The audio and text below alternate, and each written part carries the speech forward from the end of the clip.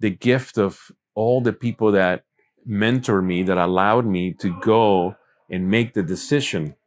I was so thankful when I met my wife, when the thought entered my mind that this could be the person that God had for all eternity reserved for me, That was a great gift. Welcome back to more interviews from the Marriage Catechumenate Summit that happened in Houston, Texas. Meet Jake Samour. He is the Director of Marriage and Family Life in the Diocese of Wichita, Kansas, right in the middle of the U.S. So he heard the talk from Father Paul Hartman, and he tapped me and Darnell and said, "Hey, I really want an interview. I have something to say." And we said, absolutely. So he and Darnell had a great dialogue. They talk about Juan Diego Syndrome and the opportunities that the church has in witnessing Hispanic families and the way that they do some things that are innately traditional. So if you don't understand something from their talk, look it up. Take the opportunity to understand the richness of the future of the Catholic Church in the U.S. So you know the drill. All of these interviews culminate into a mini doc that we're going to release at the end. So stay tuned for that. Now, let's meet Jake.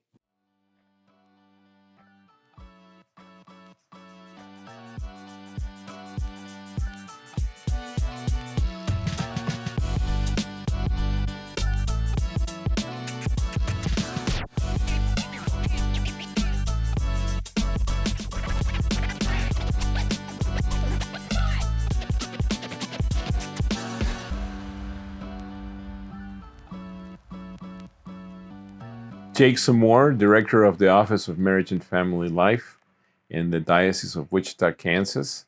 I am married and have 6 children. Tell us a little bit about the marriage and family in Wichita, Kansas. You're center of the United States. In Wichita, the stewardship way of life has really been promoted and worked for many years. And if you do your time, treasure, and talent as a parishioner in your parish, you can send your children to Catholic schools with no tuition.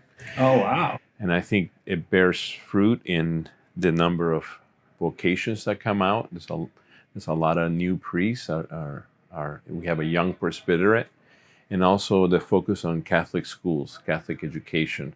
We have 30 elementary schools and 4 high schools in the Diocese of Wichita, which is a lot for a diocese of that size. That's amazing. And it just shows that when you lay the groundwork to make sure that the people are supported the way they need to be supported, that it does reap fruit and it does benefit the people. Yes. And so as you come to a conference like this one, or we're here at a marriage summit to talk about, how do we increase people's appreciation of the sacrament for marriage, the importance of that sacrament.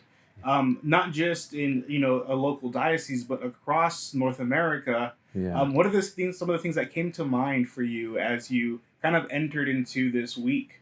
Well, the thing that stood out is just what I just heard Father Hartman say. He mentioned, just do it. Just go out and reach out to another couple. Mm-hmm. And I always say that because for me, even before I was married, there were a number of couples, leaders in the church. One was a youth minister and his wife. Another one was the director of catechesis. The other one was a director of marriage and family. And their families reached out to me and mentored to me. Mm-hmm. And so they didn't have to do that. They were not sent by the priest to do that. They just did it because there was an evangelization calling for them. There's a vocation. Mm-hmm. And so I think what I'm getting here is we don't have to wait for the bishops to say something. We have to just do it and accompany people, mm-hmm. right? And proclaim the truth about the love that Jesus brings to everybody and the love that is in the family. Mm-hmm. You mentioned something in the room earlier about the Hispanic community, and I think Hispanic community is too small a word to encompass everything that it involves. Yeah. But you said a lot of people suffer from Juan Diego Syndrome. Yeah. Send someone else. And I talked to my wife about that because we go to Spanish Mass. Like, we're part of a Hispanic community at our church. Yeah. And like that, we recognize that too, in that like everybody wants programming. And they wish there was more Bible studies. They wish there was more talks. Mm-hmm. And then you're just like, well, we like do it. And you're just like, oh, I can't do it. I'm not holy enough to do it. I'm not worthy enough to do it. I don't have enough education to do it. Yeah. So you want to speak to that just a little bit? Yeah, I definitely want to. I think, first of all, the Hispanic church in the United States, the Catholic Church of Hispanics, it's a large percentage, and it's a young church, a lot of young adults. And I think we bring to the United States a gift in family life that, not that other cultures don't have it, but we have something about family that it's a gift to our culture here in the United States. And I believe that there's a lot of ministries that are very vibrant. We just need to reach out to those people and invite them to go out and do it within the families. For example, the charismatic movements are very vibrant. And so there's the Emmaus groups of women and men. They're also vibrant, and they proclaim the kerygma to others. And the retreats are full of people. So I think if we could harness that energy and then bring it to the families, and it's already happening, and I think it will continue to happen. Another thing that a lot of things that we talk about here is having mentors, right? And tenemos padrinos y madrinas, no?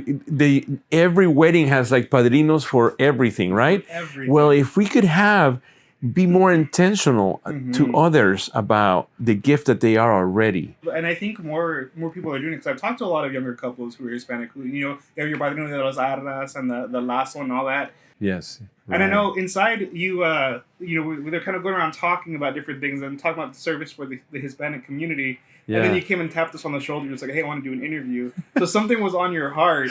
Yeah. So what was that? What do you want to share? Well, yesterday during the Mass, our Bishop Cahill mentioned Our Lady of Fatima and how John Paul II, when he got shot in 1981, he believed that, even though the shooter shot the gun, that Our Lady guided the bullet that entered his body, and it kept him from dying. And so in the year 2000, 19 years later, he came to Fatima and gave that bullet to Our Lady. He went to Fatima.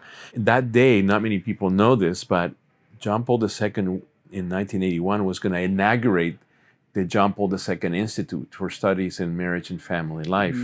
And I went there in 2003, and that's where I met my wife. Oh, wow. So who knows what would have happened. So I'm always grateful to Our Lady. Even to this day, Our Lady is the patroness of the Institute because of that reason.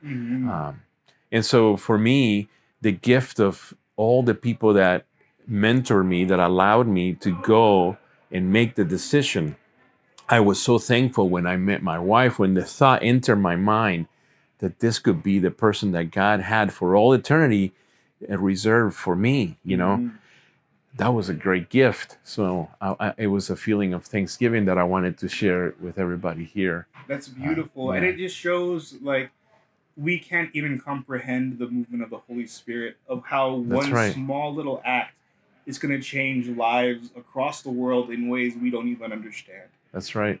Like I was telling you earlier, I came from El Salvador. All that happened, all those miracles that happened I'm the oldest of 12 children. And for us to be able to come to the United States was many miracles.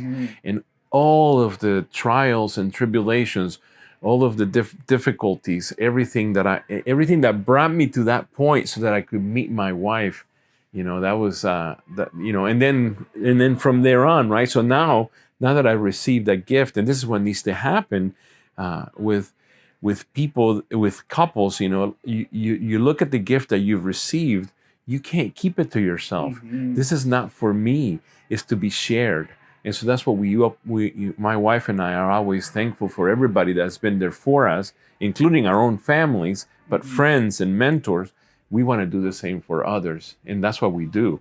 And this is what we've been talking about. That's what the catechumenal pathways is all about. It's about passing on the faith to others and the truth and beauty of family life. That's absolutely beautiful. Yeah. So thank you so much for talking with us today. Yeah. Thank you for the work that you're doing, and may God continue to just rain graces down upon you and your family and your ministry. Thank you. Thank you so much. Thank you. Appreciate you taking the time to interview me. Absolutely. All right. God bless.